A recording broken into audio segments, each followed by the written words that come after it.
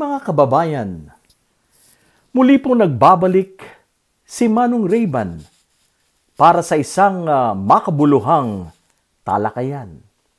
Bago po tayo magpatuloy, shoutout po sa inyo lahat, lalo na po sa aking mga followers and subscribers po sa YouTube. I'm happy to report na nadadagdagan araw-araw. Unlike before na matumal ang mga subscribers, pero ngayon at least meron pumapatong.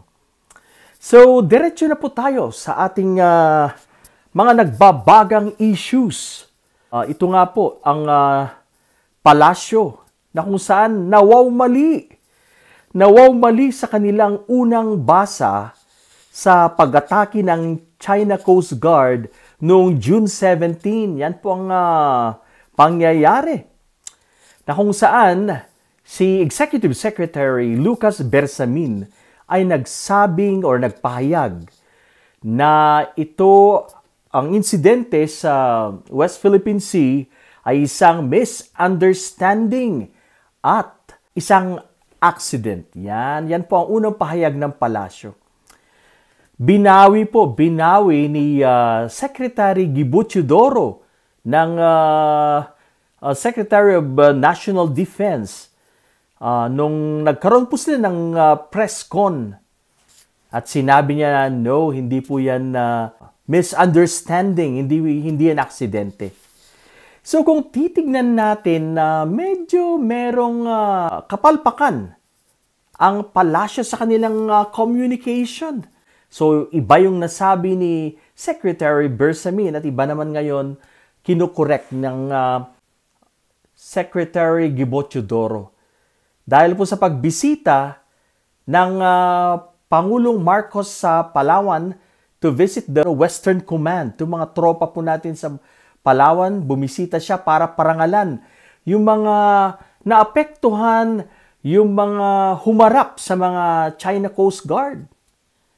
At ang mga nasaktan, yung pong natanggalan ng thumb or yung hinlalaki, ay nabigyan ng parangal kasama na dito ang mga iba pang mga kasamahan. Nagpapakita lang po dito na merong communication gap or hindi po kaya medyo nagkamali po sila sa assessment, sa pagtingin. Pero napaka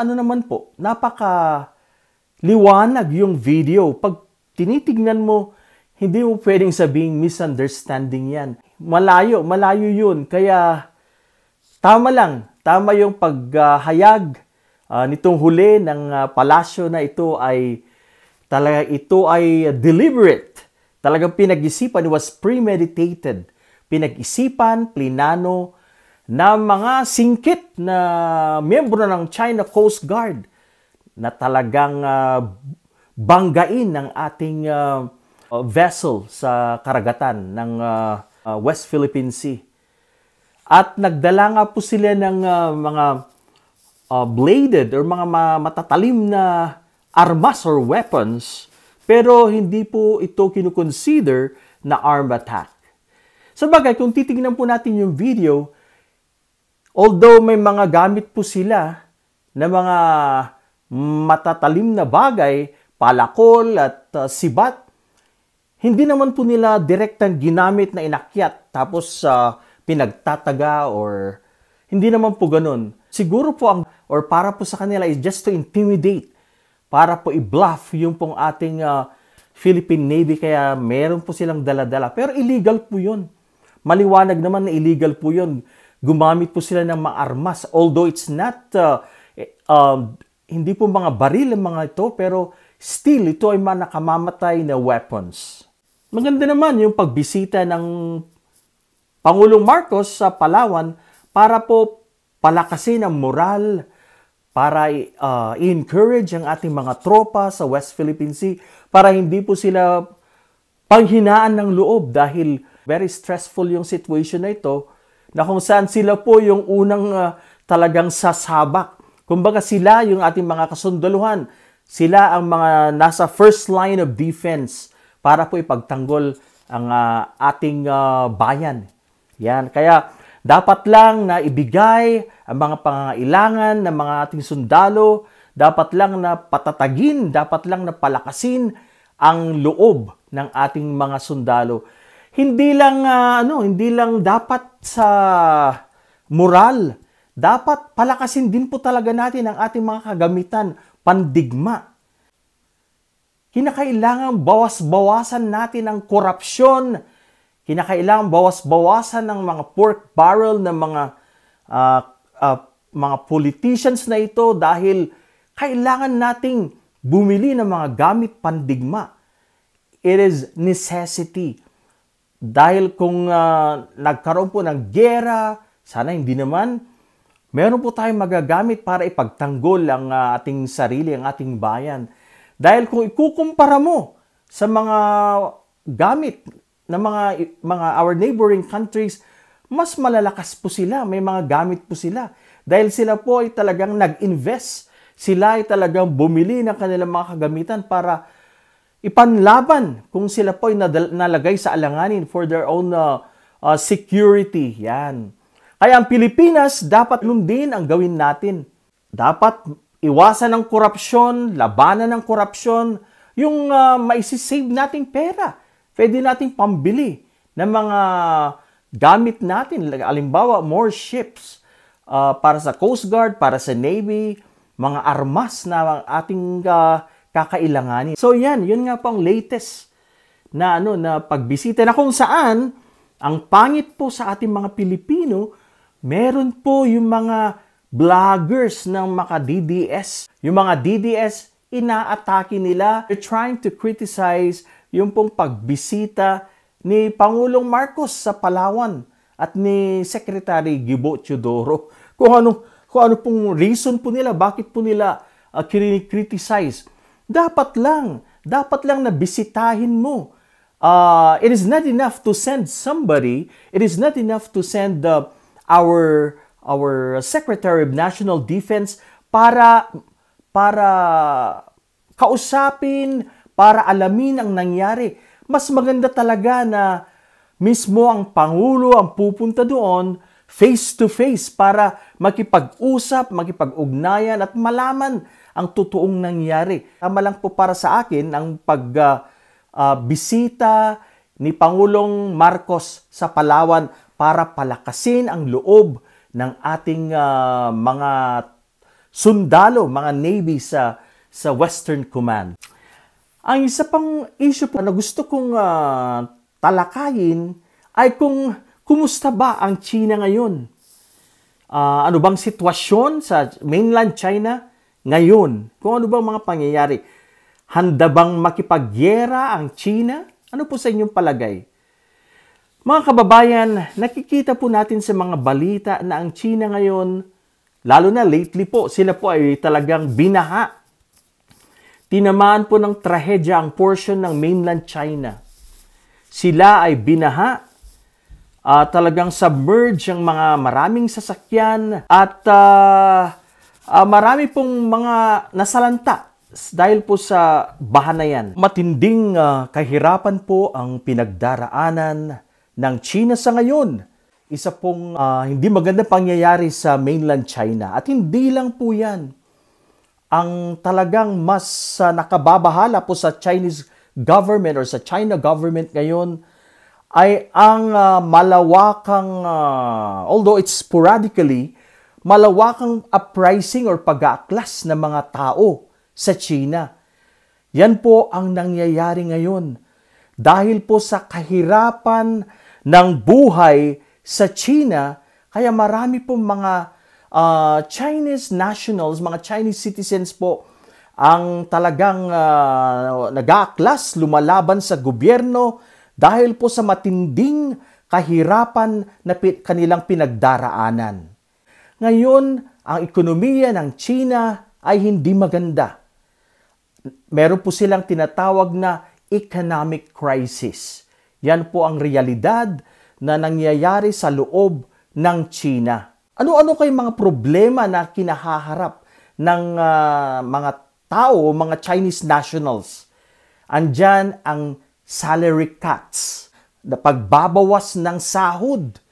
Kaya maraming mga Chino ang nagrereklamo sa kanilang gobyerno. Isa na yan, pagbabawas ng sahod. So, sa panahon ngayon, mahal ang mga bilihin tapos babawasan mo pa. Talagang mahirap talaga ang magiging resulta or epekto nito. Ano pa? Unpaid wages. Yung mga kumpanya, hindi na nila mabayaran ang kanilang mga empleyado. Kaya, yan ang reaksyon. Of course naman, kahit ako din. Hindi na sila mabayaran. Marami sa kanila ang hindi na nababayaran ng kanilang mga employers. Siyempre, kailangan din nating bumili. Marami tayong mga pangangailangan at isang problema yan. May mga workers na hindi na nababayaran ng kanilang mga employers. Sa loob po ng China, dahil po sa economic crisis nila, marami na pong bankruptcies. Yung mga negosyo, nagkakabankrapan na one at a time. Bankruptcies. So, bumabagsak na yung kanilang mga negosyo. Hindi na po kagaya ng dati na napakalakas ng kanilang ekonomiya. Ngayon, talagang one at a time, businesses are closing. Kaya apektado, marami pong mawawalan ng trabaho dyan. So, unemployment, isa po yan sa isang pinakamalaki. Unemployment, marami pong mga Chino ang nawalan ng trabaho. Kaya talagang sobra-sobra po ang kanilang galit sa kanilang gobyerno. Alam niyo po, ang China, yan po ay bansang komunista na ang Estado, siya po ang nagkukontrol sa kabuhayan ng kanilang mga local citizens. Ang mismong Estado ang nagmamanage, ang kumukontrol sa lahat ng mga ari-arian, sa lahat ng kanilang mga kabuhayan. Kaya apektado po talaga ang mga tao at wala namang magandang maibigay ang kanilang gobyerno sa ngayon. Kaya they resort to uprising. Lumalabas po sila. Sila po ay nananawagan sa kanilang gobyerno na kung ano man po yung mga hinihingi nila. Pero sigurado po tayo no, marami po silang demand sa kanilang gobyerno. At aside from that, aside from bankruptcies and unemployment, nandiyan din po ang mga layoffs na kung saan sila po'y natatanggal dahil mahina na ang ekonomiya, marami na po mga businesses ang nagsasara kaya nagli-lay off na po sila or humina na po yung isang negosyo kaya nili-lay off na nila, nagbabawas na sila ng mga tao. Ito po ang mga pangyayari sa China ngayon na maraming hindi nakakaalam. Pero ito ang kahirapang dinaranas ng China. At ayon nga po sa balita na ating nakita, meron na pong uprising, pag-aaklas ng mga tao, mga local Chinese, local citizens na sabi in a village level. So kumbaga sa mga bayan-bayan, sporadically scattered all over the country, may mga pag-aaklas na. So ito pong economic crunch na to or economic crisis ay makikita po across the country. Alam niyo ang China, napakalaki ng po nito, population. So ang mga tao na ito ay of course dependent sa kanilang gobyerno, sa kanilang ibibigay sa kanila. So, kung wala silang magandang trabaho, wala silang magandang pagkakakitaan o income, of course, magugutom sila.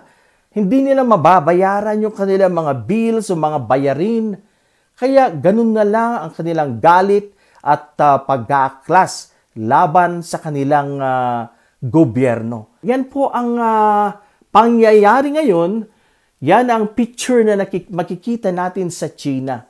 Hindi stable ang bansang China economically, magulo, hindi nakikiisa ang taong bayan, wala pong malakas na samahan. Kaya ang tanong dito, is it the best time sa isang bansa na kung saan mayroong instability ang makipaggera, makilahok sa isang digmaan? Dahil ito nga po ang nakikita natin ngayon na ang China ay nagpo-provoke sa West Philippine Sea. Is it the right time to engage into war? Kagaya ngayon, mahirap ang kalagayan sa loob ng bansang China. Ito ba yung tamang oras para makipaglaban? Para po sa mga ibang tao, sa kanilang opinyon, ito ay the best time na makipaggera para makuha nila yung suporta or simpatsya ng kanilang mga kababayan para magkaroon ng pagkakaisa at lumaban, para magkaroon ng or mapatatag yung spirit of nationalism ng kanilang mga kababayan. Para sa iba naman po, ito ay medyo it's a risky business ang makipaggera sa ngayon, lalo na pabagsak ang kanilang ekonomiya. Naghihirap din sila. Kaya, tingnan po natin ang maging development ng pangyayari po sa West Philippine Sea dahil this has an implication po sa nangyayari sa loob ng bansang China. So, makikita po natin yan. Kung patuloy po ba ang kanilang pagiging agresibo, kung patuloy ang kanilang pagiging bully at pang-aabuso sa ating mga Pilipino. Ipagdasal natin na sana'y hindi maging grabe at masettle natin peacefully dyan po sa dispute sa West Philippine Sea. Sana naman wala pong mga kababayang Pilipino, lalo pong mga sundalo ang masaktan. Sana'y kinig na ang China at sumunod sa batas international. Dahil kung ating susundin ang batas international, walang basihan ang kininiklaim ng China. Dahil ang West Philippine Sea, ito po ay atin.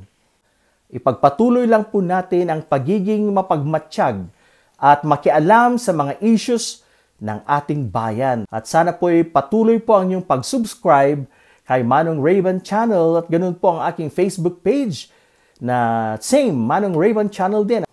So yan lang po. Maraming salamat sa inyo lahat at tayo mag-iingat lagi. Mabuhay ang Pilipinas!